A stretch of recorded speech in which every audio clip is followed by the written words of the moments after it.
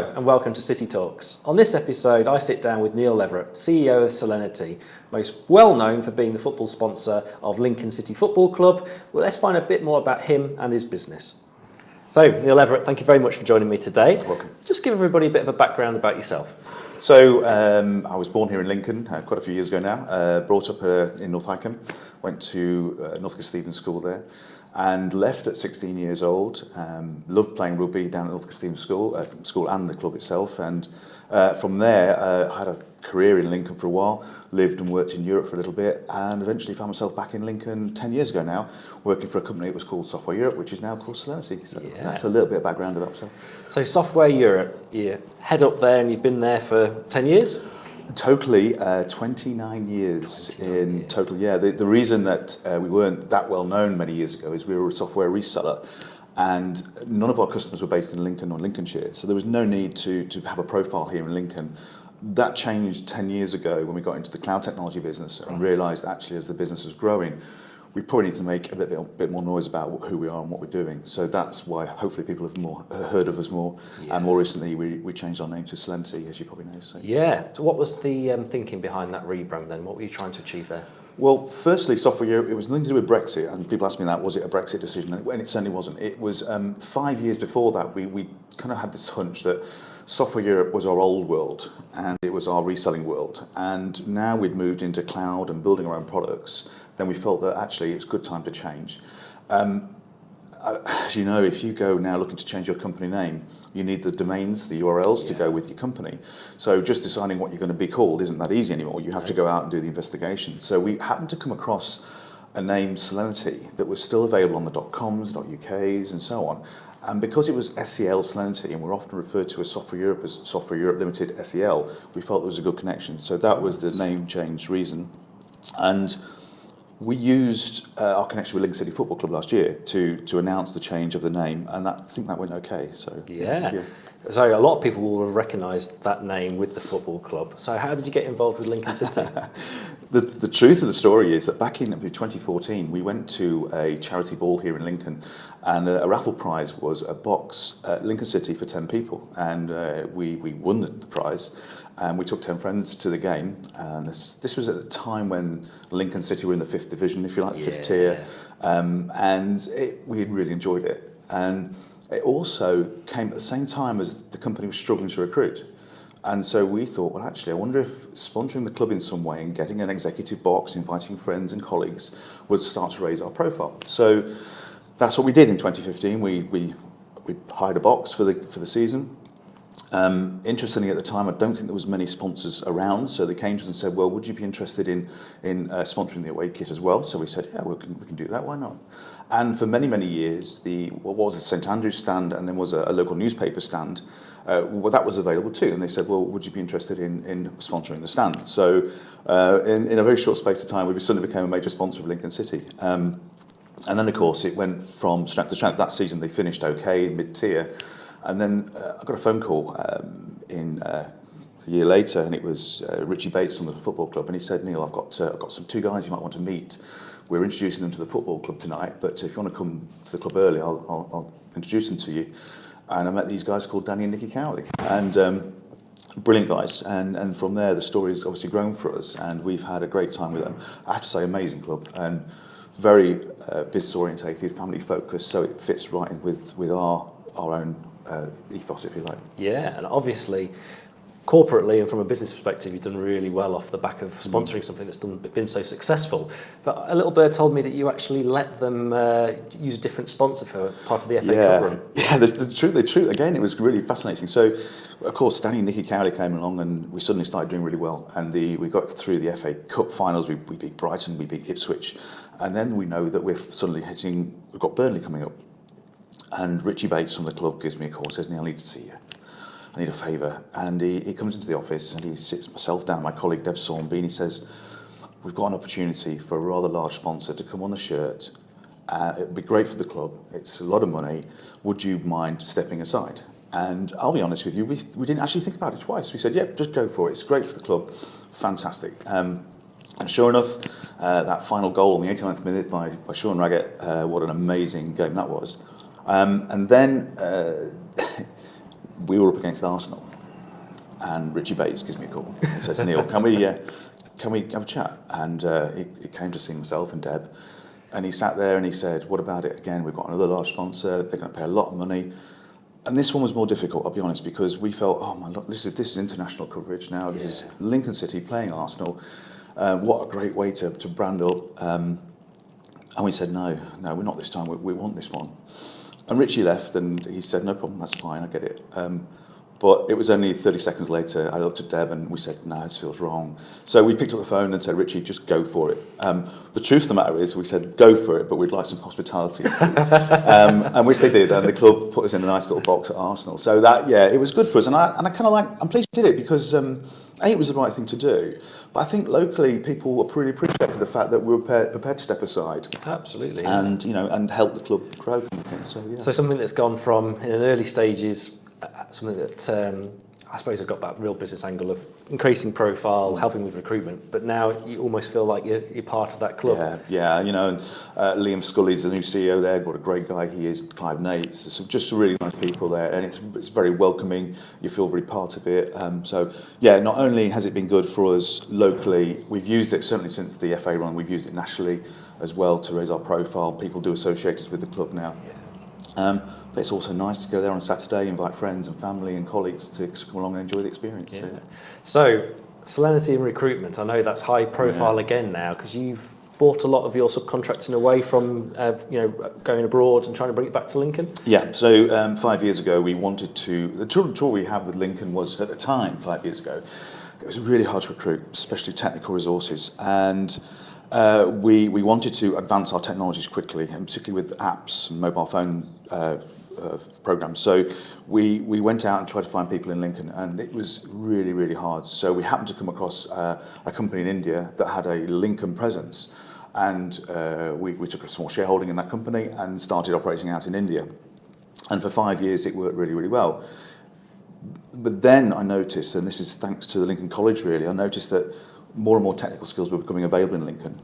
The cost against the rupee was getting more expensive, so it wasn't always as cost effective as it could be. So we chose to then start bringing our resources back into Lincoln. So we're currently looking for quite a few technical people, some non-technical, actually some salespeople as well, and it's going well. And I would say, and somebody always asks me this, is does the sponsorship of football help you with recruitment? And the answer is absolutely yeah. The money you can save, and this is no disrespect to recruitment companies because they do a great job, but you can save quite a lot of money by being a place where people want to come to you, and it helps with recruitment. So it absolutely does, yeah. So Solinity, just give us a bit of an overview. So cloud-based products. So what's the business model and who's your type of client? Yeah. So we've got 420 customers here in the UK, some very large ones. Unfortunately, confidentiality says I can't name them. Most of the NHS use our technology, which is great. So we are business to business, absolutely. With two technologies, we've got our expenses online technology, which has been with us for 10 years or more, and we've got our ER tracker technology, which is our HR product. And like I say, we're selling into the business to business world.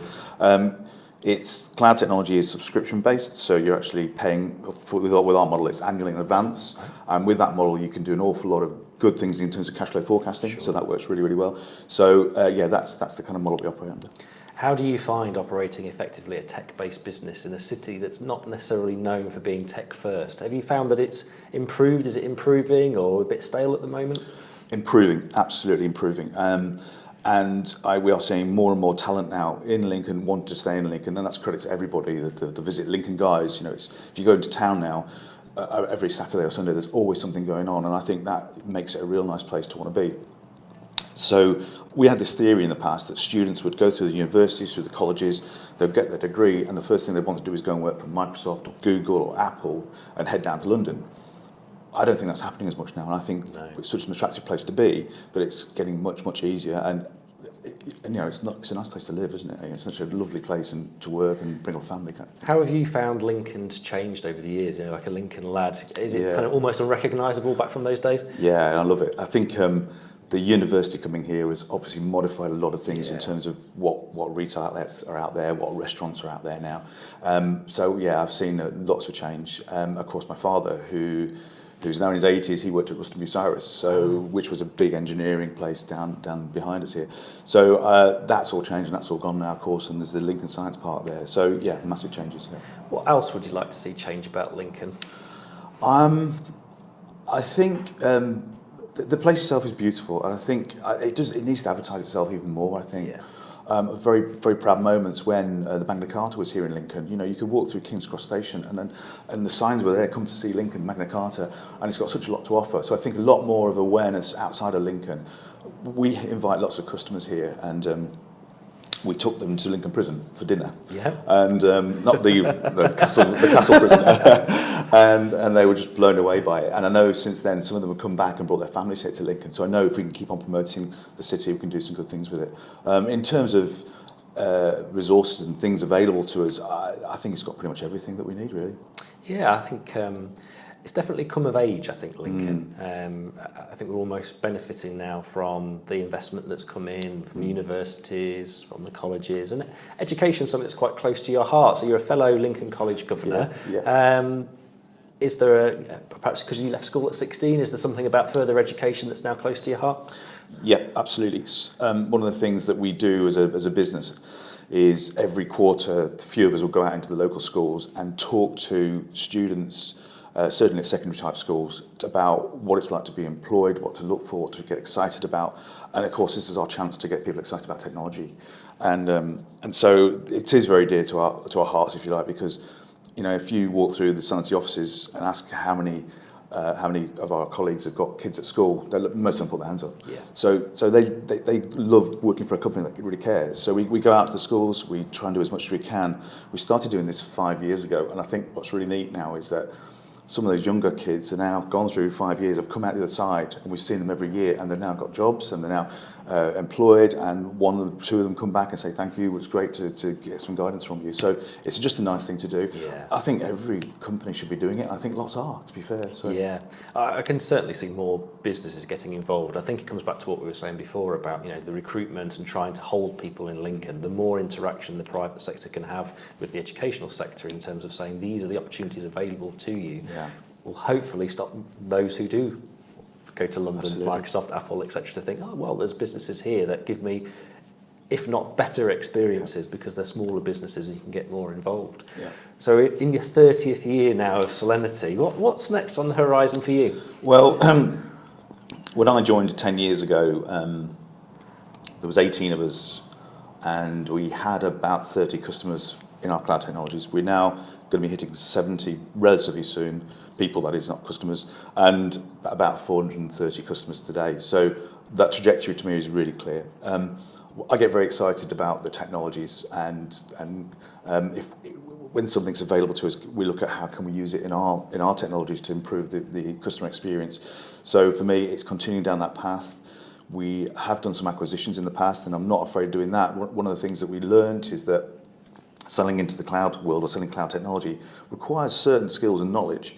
And so now, if we've got a startup business that we see and we like, we can go, hey, actually, we've got a vehicle, come and join us, we'll take you down on our sort of our path, if you like. So more of the same, basically. And what do you see as potentially like the future of cloud technologies over the next 5 years? Where do you think we're heading? More adoption, absolutely. And I think more things will be in the cloud than obviously we've ever seen in the past. We will see there's a lot of emphasis on security right now, and so people will see more and more about they'll get wiser to where's their data, who's looking after it, how protected is it, how encrypted is it. So I think cloud will mature even further, and they'll gain a lot of confidence, or need to gain a lot of confidence for the users. So. One of the big topics at the moment is GDPR, and for a lot of businesses there's a bit of uncertainty about what it all means, but has it had much effect on your business? Massive. We started a year and a half ago. We have a data protection officer. Of course, we have a lot of data for our clients, so it was right up in our priority list. We were very fortunate that a few years ago, we went down getting an ISO certification. I won't bore you with the details, but it's an independently audited certification every year. And it set us on the right path for looking after people's data. So when GDPR came along for us, it wasn't a massive leap, but I can see that for some companies it will be a big change. And I see it even now with only like a month to go. There's organisations that don't quite get it yet. And my colleague was only at a course a few days ago. And she was saying that there's lots of people don't quite understand what it all means to them. So I think there's a lot more education around that to happen in the next few weeks. What's your take on the whole kind of Facebook data, Cambridge Analytica? It's called a scandal, but for a lot of us in the industry, it might seem storm in a teacup because we kind of expected it. But do you think that it's going to have an impact on how people use social media and cloud technology? In a bizarre kind of way, I think it might have a positive impact, because I think that people realising that what they are posting, what they are doing in social media can be seen and be used. So there's no harm in that, and we've all seen people post something on Facebook and go, oh no, why did you do that? So if it does that, I think it's going to be a positive thing. Obviously what happened, I don't know the whole details of it, but it's relatively scary for those involved potentially. We all like to think we've got some data protection, some privacy around what we're doing. I think hopefully it will be a positive thing at the end of it. Something a bit different, but I know you're a man into your cars. Is that a passion of yours? I don't drive fast. The thing is, I'm very lucky. I've had some beautiful cars. I buy cars because I think they look really pretty, actually. Well, I think they do. And I'm fascinated by technology. So I've had a few cars now that are very, very special. And my current one has some challenges. It has doors that do this, so I have to find parking spaces. Real world problems here, Dean. But yes, I do enjoy the car, but it's not for the speed. It's actually for the beauty of it. And electric vehicles, do you think that's somewhere where you could see the adoption rate getting higher and higher? Yeah, my first experience was my current car actually, and I was blown away. I live 5 miles from the office, so I barely use any petrol now at all purely electric driving. So my fuel bill from my previous cars, which were big engine vehicles, to what I do today, fuel bill's gone straight down. So yeah, absolutely, I think the adoption from hybrid to fully electric, and respect to Tesla and what they're doing with their technologies, and many others, of course, as well. Yeah. But on the educational front and the university and the courses that they have, do you find that graduates are coming out with the skills necessary to get employment in kind of the tech businesses today? Not completely. Okay. Being honest about it, I'm not the best person to ask. Our CTO, Darren, would tell you more, but he often would tell me that we would take on board recruits or an apprentice from the university's education system, and even the recruits will tell you themselves that actually what they were taught is a baseline, but they're not taught how things are done in the real world. And that's, I think, for us as businesses to go back into the universities, and they do invite us in to talk to them about what should the courses look like. So we're not quite there yet, but it's far better than it was, certainly. So if somebody's out there thinking, I'd love to maybe a change of career, or want to become a developer, what kind of guidance would you give them as to how to go about that? Well, that's a really good question. You do need some kind of mass behind you for programming. Lots of our colleagues are self-taught, which is interesting. You can build apps, you write code at home. That's fine. So I think there's a little bit of wanting and there's a desire to do that. The salaries are quite well paid. I mean, it's a good job. So, but university is a good start. Part-time working for companies like ourselves, there's all kinds of opportunities. I can't give you one straight way to do it. I would like to see, from my point of view, the secondary education system adopting more around programming early on. They do teach things like Microsoft Office and PowerPoint, which is fine, but I think that we're missing a little trick there. Digital is one of the biggest growth areas in the world. I'd like to see more at secondary school level, for sure. I think it's almost a bit of a lag, isn't there, in terms of curriculum approaches and seeing it on the horizon and actually embedding it in. A lot of our technical members of staff have had similar kind of processes of go to university to do a degree that's relevant, but the curriculum was written a couple of years ago, and technology is changing so fast that you come out and go, oh, what's this strange new world that I'm learning? But I guess that's exciting as well. The fact that the industry does move so fast, it must show up a lot of opportunity, but I guess a lot of challenges. What kind of challenges are you facing at the moment? It's quite funny actually. Some people say to me, what's your business plan? And I kind of laugh at them because in the world of technology and digital, it changes on a I won't say daily basis, but weekly, monthly. So the challenges for us is innovation. You've got to keep driving, being better and different. Fortunately, there's some real cool things that are happening in the world. I'll give you an example. You've seen DVLA, the Driver Vehicle Licence Association. They've suddenly gone all digital now, and we can access their data. So we said, well, actually, that's really cool. So if you've got employees claiming expenses for journeys in their car, can't we go and do a check on their driving licence to make sure they've got that, an MOT check and a tax check? So we delivered that last year with the first expenses company to do it, and I think it's really cool. So for us, the challenge is making sure we're always that one step ahead if you can, but never ever far behind if you're not, sort of thing. So. And what does that look like internally? Do you have a team that's kind of the innovation team, or do you get together once a month to try and throw ideas out, or how do those things come about? Oh, it's probably sat watching Coronation Street. Seriously, I mean, I think if you try and force innovation, it doesn't go so well. I'm very fortunate. I've got a great bunch of colleagues. I'll call them mates because they are, and every single one of them is quite innovative and always looking at the market and thinking about what we can do next. And it literally is, so sometimes I get an email from Darren or from Deb or from Greg, and he'll say, just seen this on, what do you think? You know, and at night you're sat there thinking, now that could work, and we can develop that kind of thing. So.